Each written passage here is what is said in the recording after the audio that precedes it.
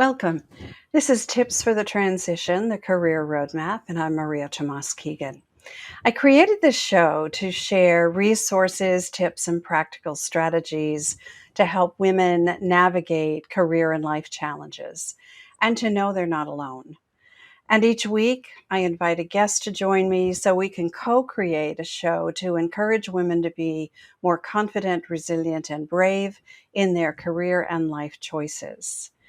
So you can find our show now on E360 TV network, on your favorite streaming service like Roku, Apple TV, and Amazon Fire TV.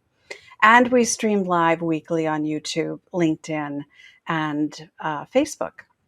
And if you prefer to listen to your podcasts, your favorite shows, we're also on all the podcast channels. So if something inspires you and you want more of the same, please subscribe to your favorite channel, leave us a comment, and share your favorite episode so we can create more ripples in the world for women. And don't forget to check the show notes below for all the ways to connect with my guest and me. So we've all heard about glass ceilings. If you're a woman, you've been in the corporate environment at all, you know what that is. And how they exist to allow us to see where we want to go, looking up generally, but they prevent us from breaking through. And we're going to chat about that with my guest today, Erica Rooney, but with a new twist. It's not just a corporate issue either, this glass ceiling thing. And things can hold us back that we don't even think about. And that's where the sticky floors come in. So let me tell you just a little bit more about Erica Rooney.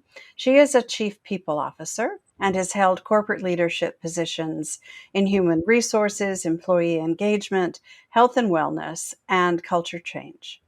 Her passion lies in elevating the employee experience holistically, focusing on growth and development, connecting passion with purpose, and aligning careers with core values.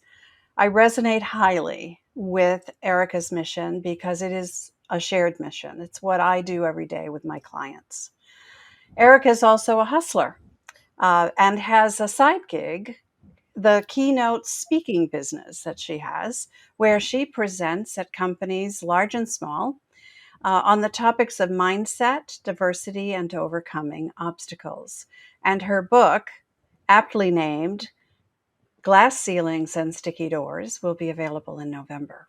So let's get this conversation started and bring Erica on. Let's talk about those glass ceilings and sticky doors. Hello, Erica. Hey, Maria, how are you today? I'm very well, thank you. Welcome, and thank you so much for joining us. Well, I'm thrilled to be here. It's my first ever live, so I'm so Oh, excited. all right. All right. Well, I'm honored that it's with us. Yay. Okay, so I think everyone has heard the term glass ceilings, but I would like to learn more about what you call sticky floors. What does that mean? Yeah, absolutely. So, sticky floors are the limiting beliefs and toxic behaviors or relationships that hold you back.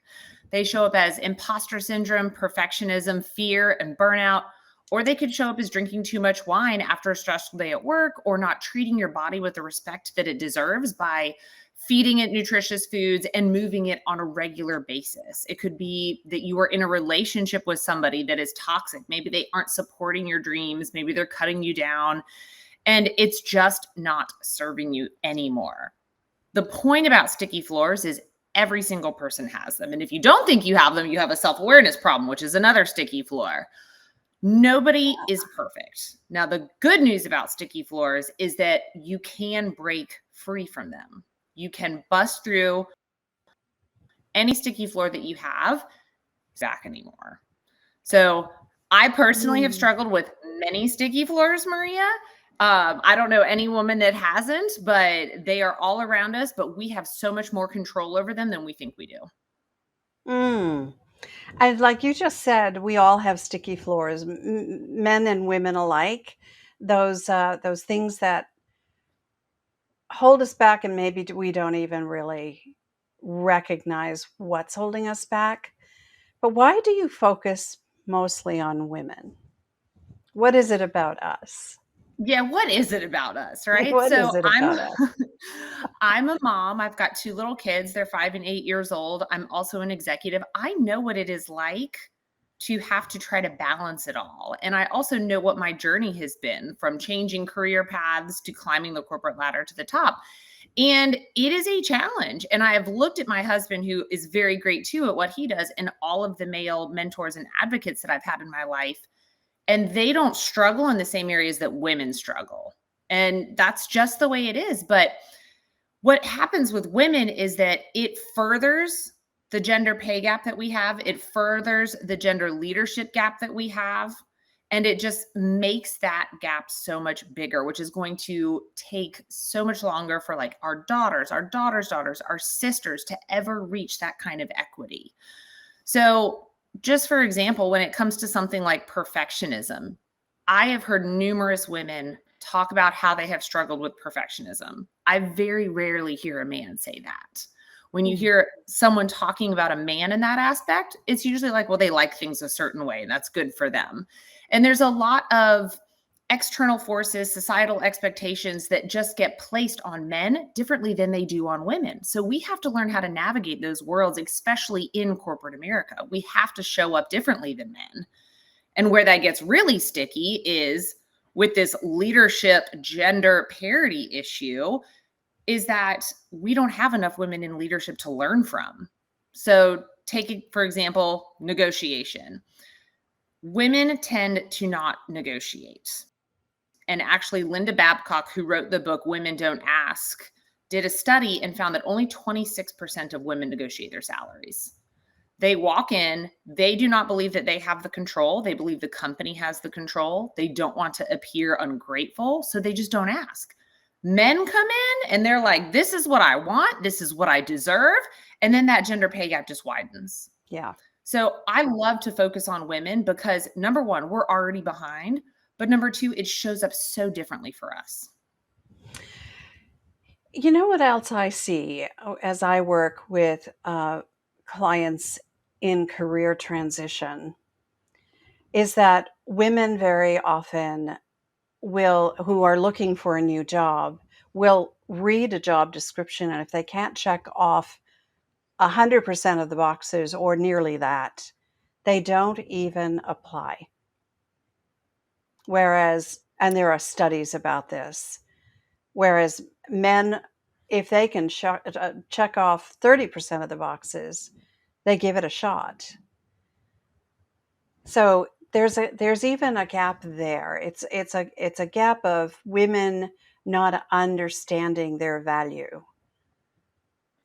Absolutely. And when I work with women in my executive coaching business, and when I talk to them for my podcast and I ask them, what is the one piece of advice you would give your younger self? Mm, The majority of those women say, I wish I knew my worth. yeah. Or And believed what's it. wild, Believed in it. yeah, Yes. and believe in Yeah. it. Yeah. Exactly. And what's wild, and you know this being, with all of the amazing things that you do, but recruiters out there throw together these job descriptions and they're all looking for the unicorn, Yeah. and those never Right. exist. So again, men have this advantage because they are applying for the jobs.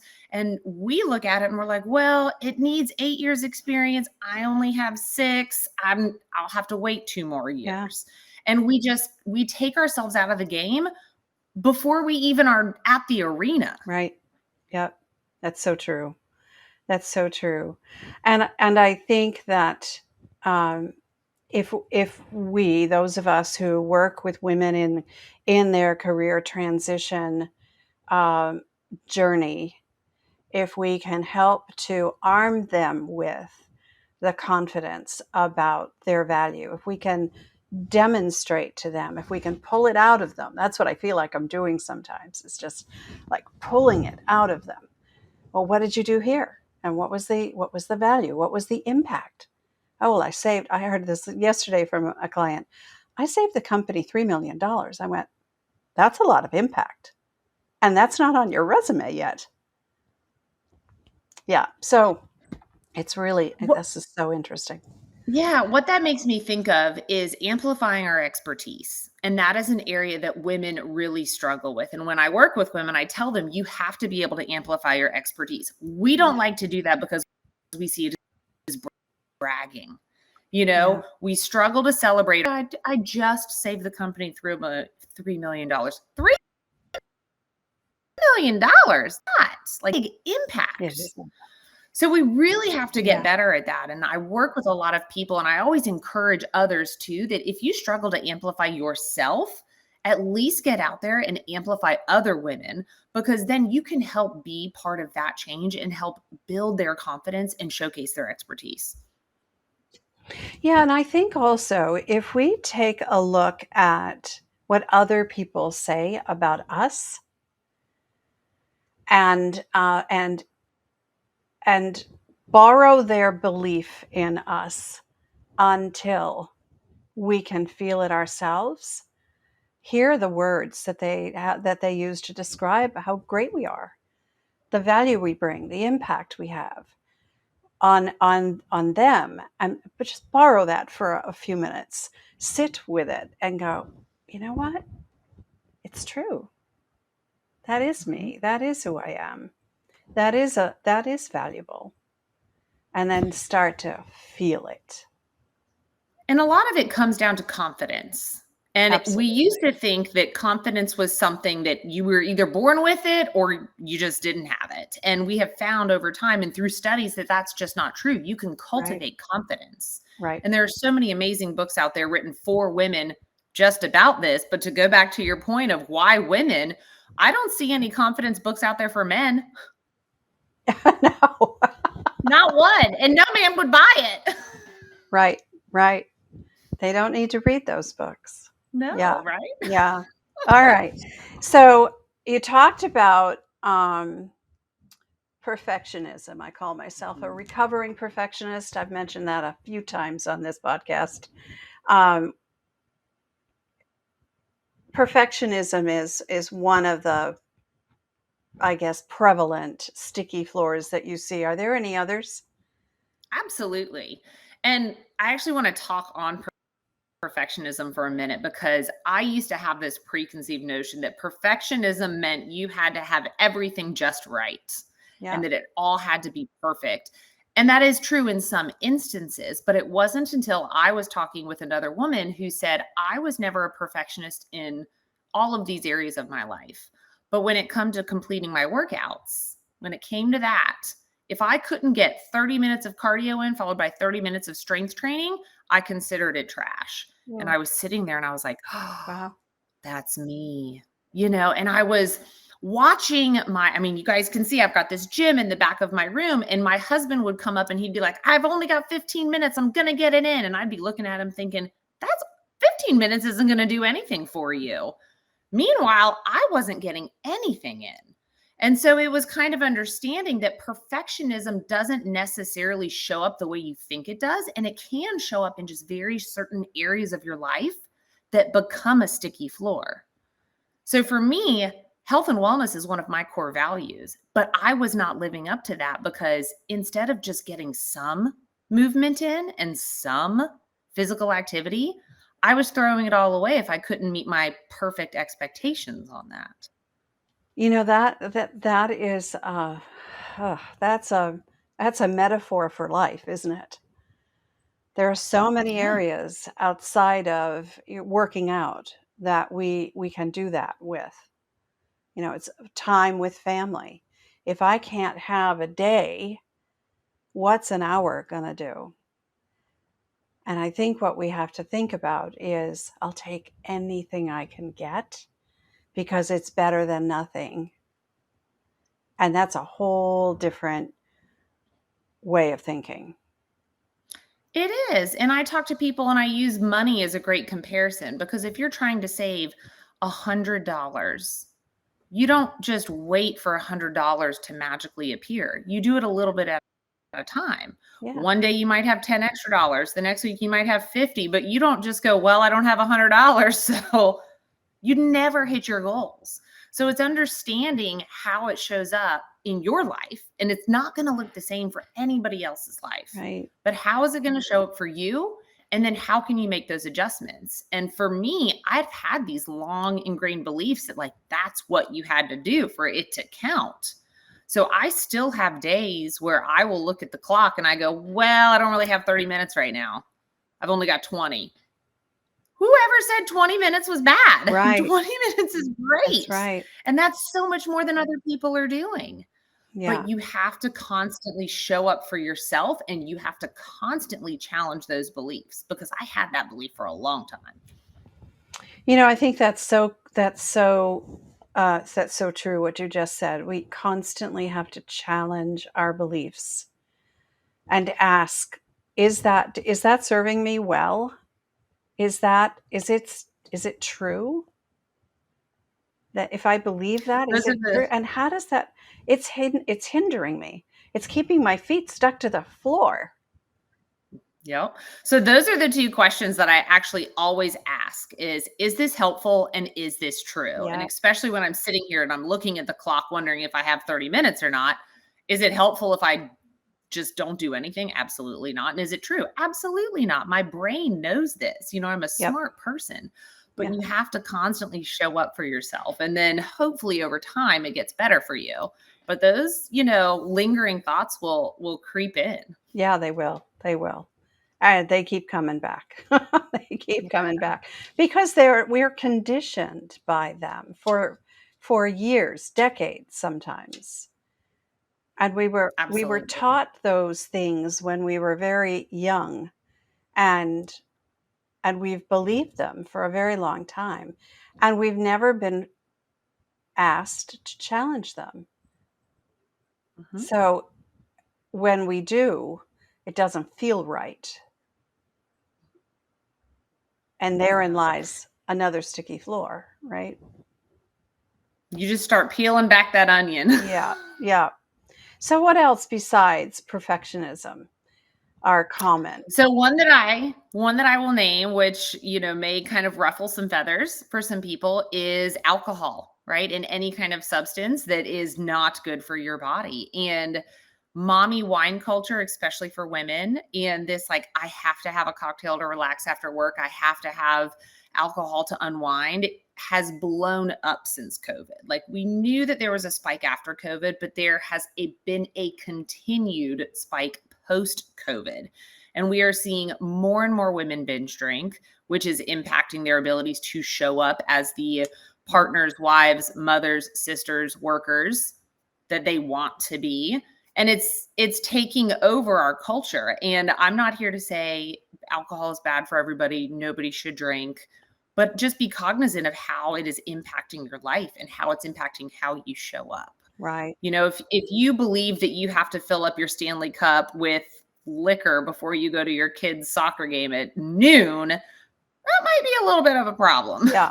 Yeah. But dig in and look into that, and figure out, is this really serving me? Because a lot of the times it's not, but because it's so glorified. I mean, people have tea towels in their house, for God's sake, that say something about tequila. Is that really serving you? Is it allowing you to show up as your best self? And the answer is probably no. And I have a really good friend. Her name is Giselle. She is not a big drinker, but she has these guardrails on when she does drink. And what she does is she says, if I have anything important to do within 72 hours, I don't touch it. It fogs up my brain. I don't sleep well. I stress. And she can list all of these tangible things on how it impacts her. Yeah. And she doesn't want to show up like that in her business. Right. Because she's taken the time to become aware of the impact it has on her. And again, that's the same thing with anything else that impacts us negatively, whether it's alcohol or smoking, or, I mean, I'm thinking of all the bad habits, but it's probably even coffee, drinking coffee too much. We just need to be aware that there may be some things in our lives that we're not aware of, that we're not thinking could be a sticky floor. Let's talk about social media usage, right? Yeah. How many of us late night are scrolling through Facebook, Instagram, TikTok, and it's keeping us up later. It's pulling us away from the quality time with our families.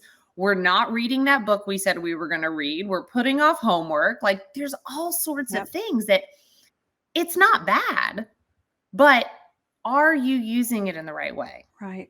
Or is it keeping you stuck? Yeah. And do you need to set some boundaries? You called them guardrails. I love that reference. Um, do you need to set some boundaries on when and how much and how you participate in those things that could be impacting how you feel about yourself? Absolutely. Yeah. And it's just something to be curious about. But again, it's all about uncovering what those are, because these things don't just show up problematically in one day. They typically creep in over time and you don't even notice it. It's like weight gain. You only gain a half a pound at a time or a pound at a time. And then the next thing you know, you're 20 pounds overweight and you're wondering where your pants don't buckle, you know? Right. So take a moment, evaluate where you are. Is that where you want to be spending your time? And how is it impacting you? Right. Right. I love that. So this isn't just about changing our mindset. It's about understanding where we have control, right? And then taking that control. So, how can we do that?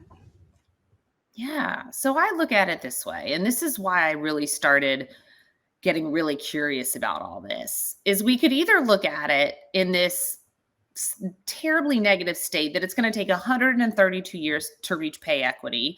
It's going to take 150 years to reach leadership equity. I'm never going to see that. So what am I going to do about it? Or I have a method, I call it the SNAP method. You can snap right out of it. And that stands for stop, name, ask and answer some really tough questions, and then pivot. But for me, it's all about using the data. It's not just about your mindset, but it's about getting curious about what data is out there that can support or provide perhaps a different way to look at things. So, for example, for myself, I don't drink and I used to all the time. And so for me, I thought that when I had wine at night, it would help me sleep. I thought I needed it when I went out to networking events. I thought it made me tolerate my kids better. And when I got curious about stopping that habit and really evaluating how it made me feel, how did it impact my work, I actually looked a lot at the science and the data and what it actually does inside of your body.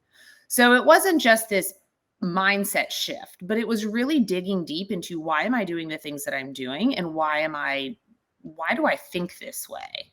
And once I got curious about it and I asked some really tough questions and then I really got curious about the data and the science behind it, then I was able to change those beliefs around alcohol and now I don't drink. And then there's also on the flip side of that, like imposter syndrome. How does that show up? It's not just this feeling of, oh, I'm an imposter, I shouldn't do something. It was looking at the data behind it of how many women don't show up and apply for the jobs, right? How many women don't ask for the promotions? What percentage of women are leaving money on the table? And when I saw that and I said, okay, do I want to be a part of that statistic or do I want to act? And then I was able to take that hard data and I was able to act on it. So find that information that can support whatever it is that you are thinking about and snap yourself right out of it. It sounds really easy. It does sound easy, no, doesn't it it? sounds simple. It doesn't sound easy. That's what I meant to say. Yeah. It, yeah, and just snap right out of it. Here's the thing though. We talked about this a minute ago, how ingrained some of these beliefs are for us and how hard it is to name them, so that we know what it is that we need to dig under. And then, so your in your SNAP acronym, it's stop, name, act, and pivot, correct? Did I get that? Ask and answer, and then close. Stop, name, ask and answer, Ask and and then answer. Okay. yes. Ask and answer. Okay. So get curious and then decide what you want to do about it. Take control. And so before you can stop,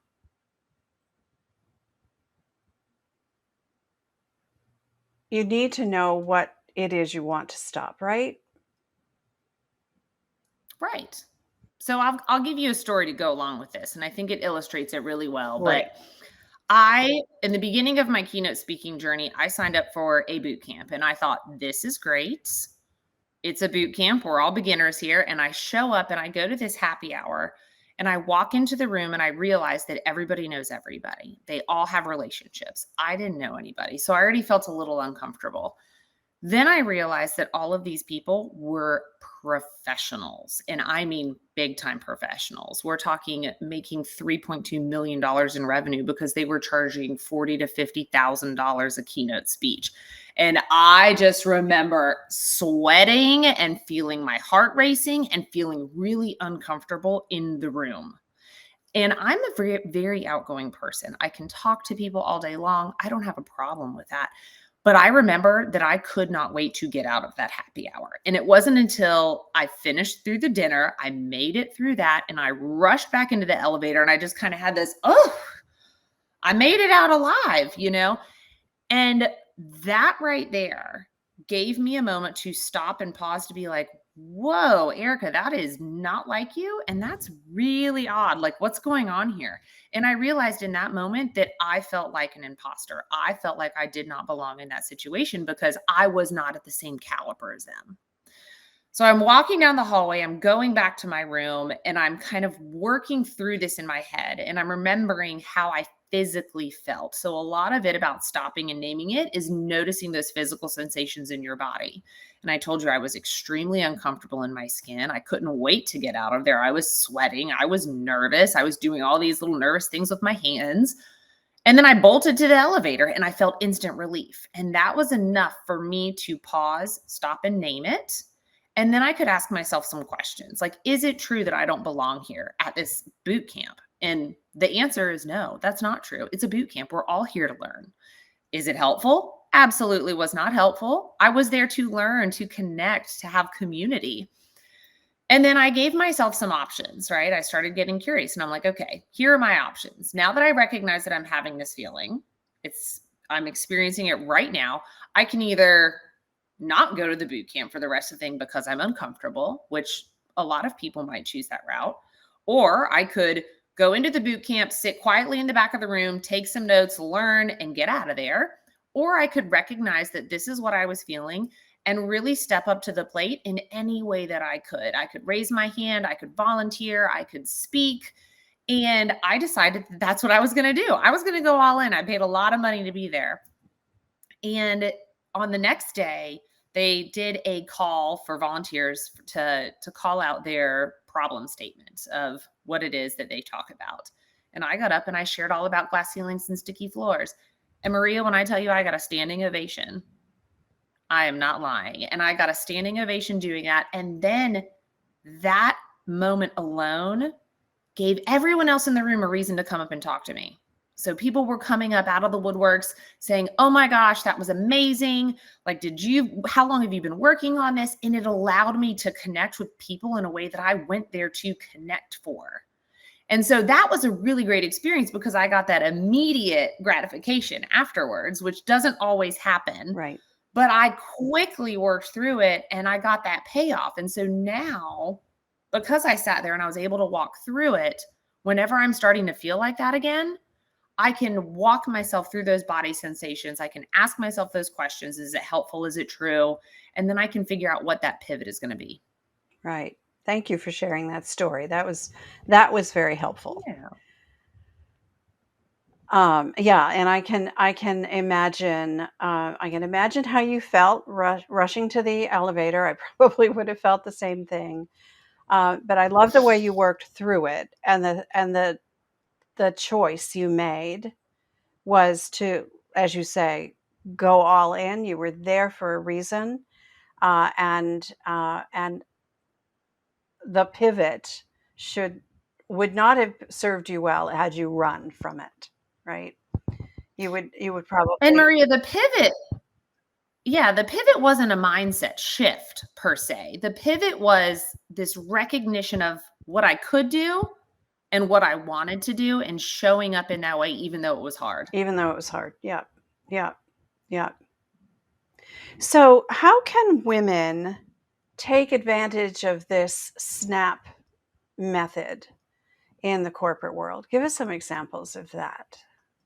Yeah. So the reason I like snap is because it's like this. And sometimes when you can give yourself that physical reminder of the snap, right?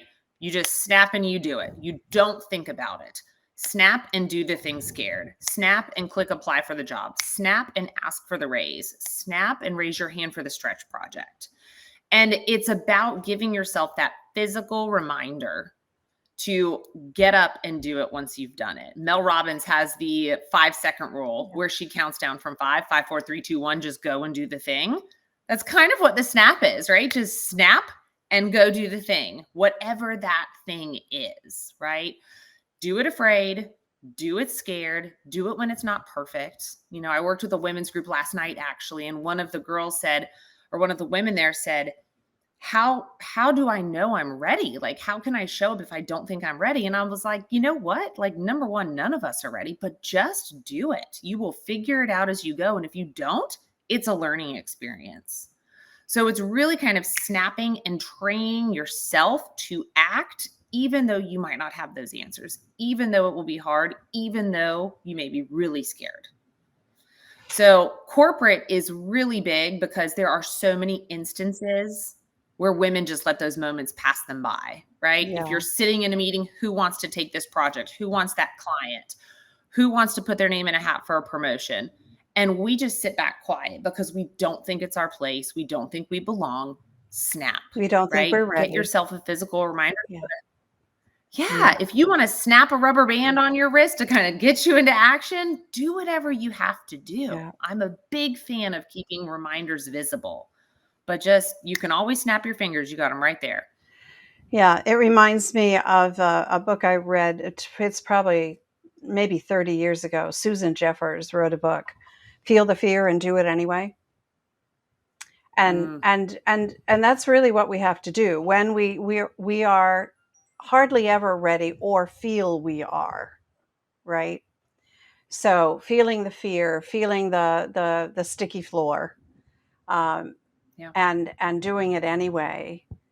And I love the way your story turned out because it was such a positive response to your fear of showing up as you and sharing the message you came to share and getting the response you got and being able to remember that instance as an example of how it can turn out when you snap. Exactly. Exactly. And I'll go out there to say it doesn't always turn out that way. Right. We know it, right? There is not always going to be a wonderful turnaround, but one day you will have the gift of hindsight. And whatever that gift is, whatever you are able to turn back and look on, you will be able to see it as a lesson. You will be able to see it as a confidence builder because you got out there and you tried and you Right. did the thing. So either way, you're going to win. Yeah. As long as you look at it that way, right? And don't Hey, keep beating yourself up because each time it didn't turn out the way you hoped, right? But there's always, you just said it, there's always a lesson to be learned in that. So, what is that? What is that lesson that you can take with you? yeah. And know that you might not know that answer for years and be Yeah. okay with Yeah. that and Yeah. trust. There's all, yeah. I think we can always take something away immediately. I do. I think that there's something we can learn from every circumstance that we find ourselves in. But um, yeah, the big overlying questions may not all get answered. That's for sure. Yeah. So you told us one of your sticky floor stories. Do you have another one that you can tell us about what happened to you? Maria, I have so many. I was just I have thinking about so that. many. We could be here all day. Yeah, But I was thinking about that. How many sticky floor stories do we have? exactly. But when I really kind of take this helicopter view of my life and where a lot of these sticky floors manifest, it's in this worrying about what other people will think of me. And I have a lot of people I know in my network that will tell you, like, oh my gosh, but you're so confident. How is that possible? But I just have this deep need to belong. And I look at some people who don't care what other people say. They don't care what other people think. And I wish that I could do that, but that's not a superpower of mine. And I have to be very cognizant of, am I doing something for me, or am I doing it for someone else, or am I doing it to fit in, or am I doing not doing something because of a fear of what others will think? So, for example, with my podcast, I had the idea and the desire to start a podcast for almost a year, and I didn't do anything with it. I just sat on it because I was so concerned about what other people would think of me. I was worried what my colleagues would say. I was worried that my friends would be like, who are you to do a podcast? You've never done one of these before. What are you talking about? And I just had all of these fears that, number one, nobody expressed that to me. It was all my own Yeah, internalization. yeah. But number two, like, I let that keep me stuck for a year. And it wasn't until I kind of snapped and did the thing where I sent an email blast out to about 20 of my like biggest supporters, friends, people I knew that would really get behind me. And I was like, I'm going to do this. Here's where I need your help. And then I knew I had set the wheels in motion and I couldn't go back. But that has shown up on repeat many times in my life. It has shown up when I have switched careers. It has shown up when I quit drinking. It has shown up with the podcast. It has shown up with keynote speaking. And it's just one of those sticky floors that I have to understand about myself, is that it will probably always be there. And I have to really question myself and just get curious every time that I'm not acting in alignment with my values, which one of my values is also courage. So I very frequently ask myself, is that what a courageous person would do? And I find that if I am saying no, it's usually because of my sticky floor of the fear of what others will think. You know, you just hit a nerve for me, because that's one of mine as well. The who do I think I am? To put myself out there, it started with me 10 years ago, choosing to leave corporate and become a career coach. Who do I think I am? And then it happened when I started my podcast. I'm going into my 7th season. Who do I think I am? It still comes up for me. It's still when 7 seasons. in season 7, we're taking the podcast to television. It's like, who do I think I am? My show is worthy to be on, that I'm worthy to be. I really have, it's hard to work through that stuff, but it keeps coming back. It keeps coming back. Yeah. And I think it's so important to know. And then again, this is when I dig in for the data. Women like Meryl Streep, J-Lo, Obama, they all struggle with things like this and they talk about it Yep. openly, because it is one of those things that I don't think we talk about it a lot because we worry what other people will think if I talk Right. about this. Right. That's so So right. here we are. So that's why it's so important to talk about it. I mean, I don't like to admit it. I don't think it's becoming of me. I have all of these ideas in my head, but it is just that sticky floor that I got to get curious about and I got to just Yeah. snap and do it. Yeah. And I think a lot of people who see us as, confident women who speak their mind and ask deep questions, and that I know people who have heard me say the "Who do I think I am?" story. Say no. Are you kidding? It's not you. That's not who you are. And that's the perception they have of me. But what happens to me internally, what happens to my heart, when I ask myself that question, it's a struggle. It truly is, and continues to be one that I have to keep working on. And that's and I've just resigned myself to that. It's one I will have to keep Yeah. working on. And that's And that's okay. okay. You It's know, okay. that's Yeah. okay. You have that self-awareness around it. Yeah. And that is the important piece, is to know thyself and to You know thyself. recognize Yeah. that that is something that you go to. And I mean, I'm right there with you, Yeah. And but I think it's one of the things that motivates me to to stretch beyond. It's really easy to stay within your comfort zone, but there's no growth that happens there. So it's one of the things that motivates me when I recognize it and go, who do I think I am? My response to that is, well, I'm Maria and I have something to say, and I like to bring other women who have something to say into a conversation, and that's important. And the broader I can share that, the better everyone is. And when I talk to myself like that, then it's like, oh, of course, so go do it. Yeah. yeah, and I've worked with women who've really struggled with it, and a piece of it is Yep. confidence.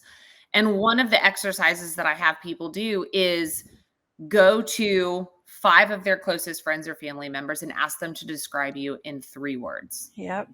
And then you pull those words in and just sit with that for a little bit. Those are the words that pop into people's minds when they think of you. Yeah. And use that as kind of that fuel and the confidence to get you over the hump to stretch yourself outside of that comfort Yeah, zone. that's what I was saying before. Borrows their belief in you Yes.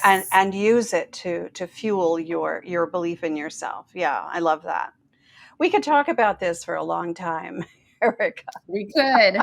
We but we could. need to wrap this up. So we end every show with my guest sharing her best tips or key takeaways from this conversation, which is why we call the show Tips for the Transition. So I would love to ask you to share yours. What's your first one, Erica?